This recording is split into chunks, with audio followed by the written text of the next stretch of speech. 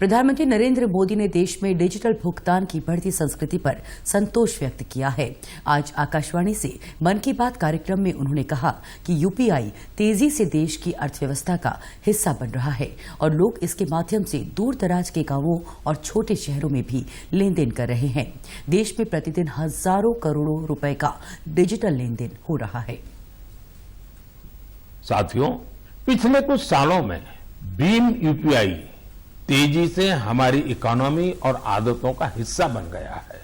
अब तो छोटे छोटे शहरों में और ज्यादातर गांवों में भी लोग यूपीआई से ही लेन देन कर रहे हैं। डिजिटल इकोनॉमी से देश में एक कल्चर भी पैदा हो रहा है।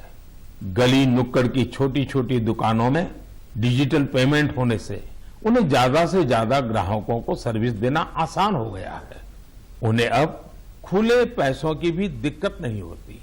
आप भी यूपीआई की सुविधा को रोजमर्रा के जीवन में महसूस करते होंगे। कहीं भी गए, कैश ले जाने का, बैंक जाने का, एटीएम खोजने का झंझट ही खत्म। मोबाइल से ही सारे पेमेंट हो जाते हैं।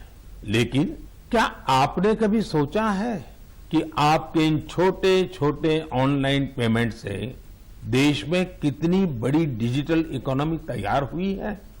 इस समय हमारे देश में करीब 20,000 करोड़ रुपए के ट्रांजैक्शन हर दिन हो रहे हैं।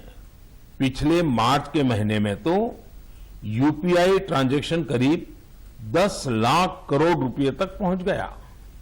इससे देश में सुविधा भी बढ़ रही है और ईमानदारी का माहौल भी बन रहा है।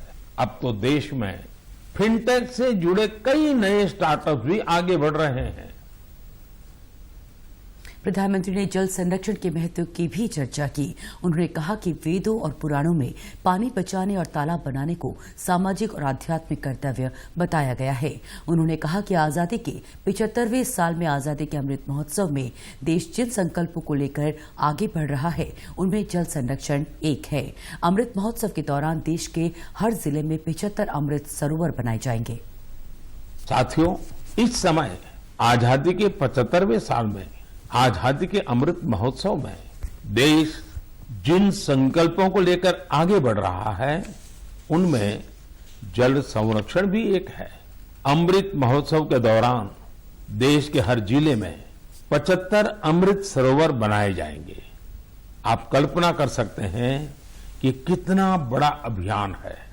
वो दिन दूर नहीं जब आपके अपने शहर में 75 अमृत सरोवर होंगे।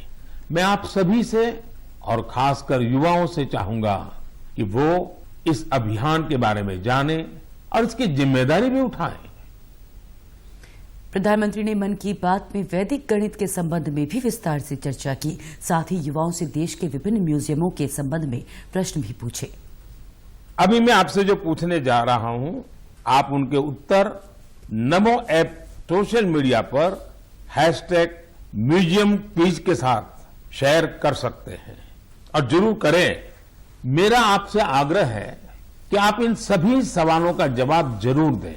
इससे देश भर के लोगों में म्यूजियम को लेकर दिलचस्पी और बढ़ेगी। क्या आप जानते हैं कि देश के किस शहर में एक प्रसिद्ध रेल म्यूजियम है जहां पिछले 45 वर्षों से लोगों को भारतीय रेल की विरासत देखने का मौका मिल रहा है? कि मुंबई में वो कौन सा म्यूजियम है जहां हमें बहुत ही रोचक तरीके से करेंसी का इवोल्यूशन देखने को मिलता है। यहां ईसा पूर्व 6ठी शताब्दी के सिक्के मौजूद हैं तो दूसरी तरफ ई मनी भी मौजूद है।